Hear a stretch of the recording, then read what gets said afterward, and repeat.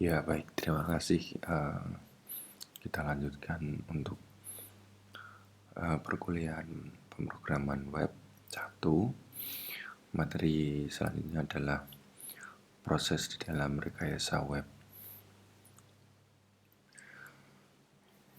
Nah, di dalam proses rekayasa web, model yang cocok dan baik untuk rekayasa web adalah model modified waterfall dan spiral.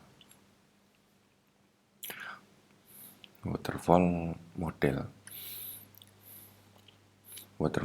adalah proses pengembangan aplikasi web secara terstruktur dan berurutan, dimulai dari di sini penentuan masalah, analisis kebutuhan, perancangan, implementasi, integrasi, uji coba sistem, penempatan, dan pemeliharaan aplikasi website.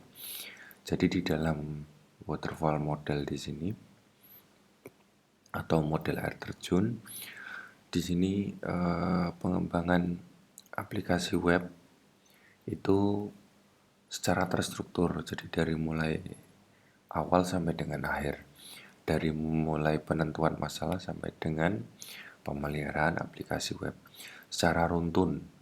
Jadi model waterfall itu adalah proses implementasi aplikasi web dimulai dari awal sampai dengan akhir. Nah, model selanjutnya adalah modified waterfall atau waterfall yang sudah dimodifikasi, merupakan penyempurnaan dari waterfall model, di mana penentuan masalah dan analisis kebutuhan menjadi prioritas dalam model ini. Di sini, jadi di dalam modified waterfall di sini penentuan masalah dan analisis kebutuhan menjadi prioritas dari beberapa langkah di dalam waterfall. Di tahap penentuan masalah dan analisis kebutuhan itu yang menjadi prioritas.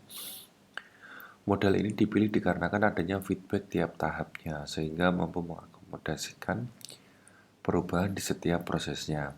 Nah, di dalam waterfall yang sudah dimodifikasi di sini, itu adanya feedback, adanya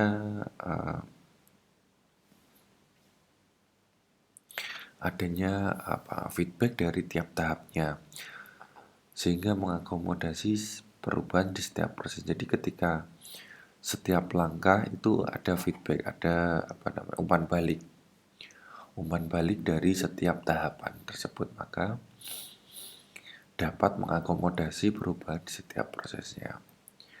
Model ini lebih fleksibel dibandingkan dengan model waterfall biasa, ya karena adanya feedback di sini. Jadi kalau bisa digambarkan kira-kira seperti ini. Di sini ada kebutuhan, analisa kebutuhan, ada desain, ada implementasi, ada testing dan maintenance. Nah, di dalam analisa kebutuhan di sini ada verifikasi dan validasi. Di setiap tahapan di sini ada namanya verifikasi dan validasi, dan disinilah yang membedakan dengan model waterfall biasa karena ada pengecekan, ada filter, ada feedback dari setiap tahapnya. Jadi semua requirement analisis diverifikasi dan divalidasi. Ketika sudah, maka akan masuk ke dalam desain. Di dalam desain di sini diverifikasi dan divalidasi. Nah, ternyata di dalam tahapan desain di sini ada perubahan analisa, maka dia akan kembali ke analisa kebutuhan. Dan dari desain di sini diverifikasi dan divalidasi juga. Nah, setelah itu masuk ke taraf implementasi. Di dalam implementasi ada verifikasi dan validasi. Nah, ketika di dalam implementasi ternyata ada perubahan di sisi desain dan kebutuhan, analisa kebutuhan, maka dia akan kembali lagi ke tahapan sebelumnya sampai dengan tahap maintenance. Jadi setiap tahapan di sini ada feedback, ada model verifikasi dan validasi untuk memastikan bahwa tahapan ini sudah sesuai dengan alurnya. Jadi jangan sampai antara testing dan antara implementasi ini berbeda dengan taraf desain dan analisa kebutuhan dan seterusnya. Itu untuk modified waterfall. Selanjutnya adalah model spiral. Spiral model sangat masuk akal untuk rekayasa web, namun rumit dan sulit dalam pengaturan. Dibandingkan dengan waterfall, tahapan-tahapan pada spiral tidak jelas di mana mulai dan di mana akhir. Nah, di dalam spiral ini lebih ke aplikasi yang lebih rumit, yang setara portal dan lain sebagainya. Nah, model spiral ini lebih rumit karena tidak ada kejelasan antara mulai dan akhir proses. Pada prakteknya, spiral berguna selama perencanaan karena mengurangi resiko dan mendorong tim developer untuk memikirkan apa yang paling penting di sini. Jadi di dalam model spiral ini mengedepankan sesuatu hal yang penting dulu. Maksudnya begini, jadi semua di dalam perancangan sistem semua ada sistem informasi geografis. Di dalam sistem informasi geografis itu bagaimana mengkonversi data dari seumpama data dari SHP ke database web, MySQL, Oracle, dan lain sebagainya. Setelah itu bagaimana data itu sudah sesuai dengan database web, aplikasi web kita, bagaimana database tersebut dapat ditampilkan di dalam web. Itu dulu. Jadi di dalam spiral ini memang lebih mengedepankan pada suatu proses yang paling penting di dalam suatu aplikasi web tersebut. Semua di dalam portal itu membutuhkan web service. Nah, bagaimana web service itu diimplementasikan. Nah, di dalam proses model spiral di sini itu lebih ditekankan seperti itu. Maka berguna selama perencanaan karena mengurangi resiko dan mendorong tim developer untuk memikirkan apa yang paling penting. Model ini digunakan untuk menyelesaikan sistem secara global terlebih dahulu, kemudian untuk fitur dari sistem akan dikembangkan kemudian. Nah, mengacu kepada apa yang paling penting di sini, maka di dalam model spiral, aplikasi web itu di dalam rekayasa web itu didahulukan dulu, diselesaikan dulu core yang paling penting di dalam aplikasi web yang akan kita bangun. Baru setelah itu fitur-fitur tambahan lainnya menyusul. Nah, model spiral kira-kira gambarnya seperti ini.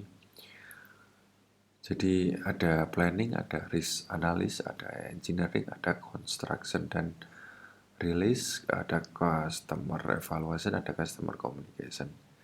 Nah, di sini modelnya ya spiral ya. Jadi bagaimana kita menentukan yang paling penting dulu. Semua engineering dulu ya sudah engineering dulu. Kalau planning dulu. Dan lain seterusnya. Terus formulasi dan analisis sistem berbasis web. Formulasi dan analisis sistem dan aplikasi berbasis web adalah serangkaian aktivitas rekayasa web yang dimulai dengan identifikasi tujuan dan diakhiri dengan pembangunan analisis model atau spesifikasi requirement sistem.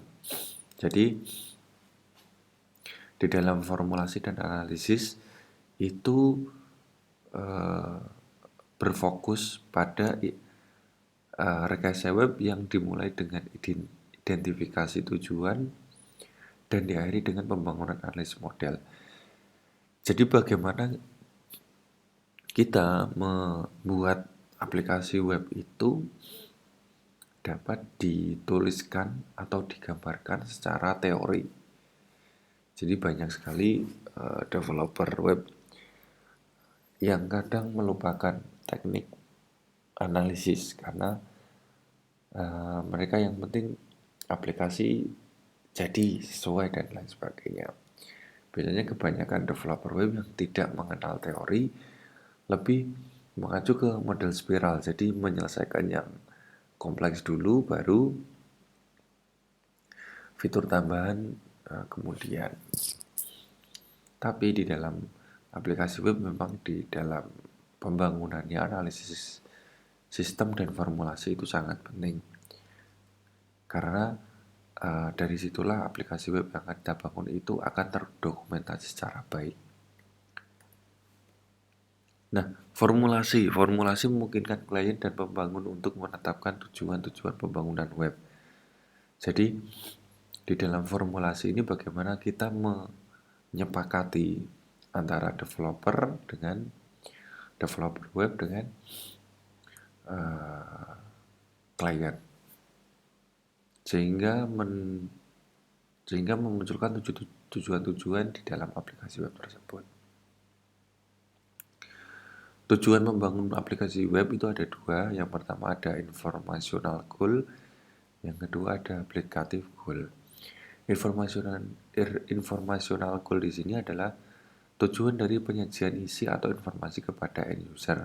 Sedangkan applicative goal itu berkaitan dengan kemampuan yang dimiliki web aplikasi. Nah, di dalam information goal di sini itu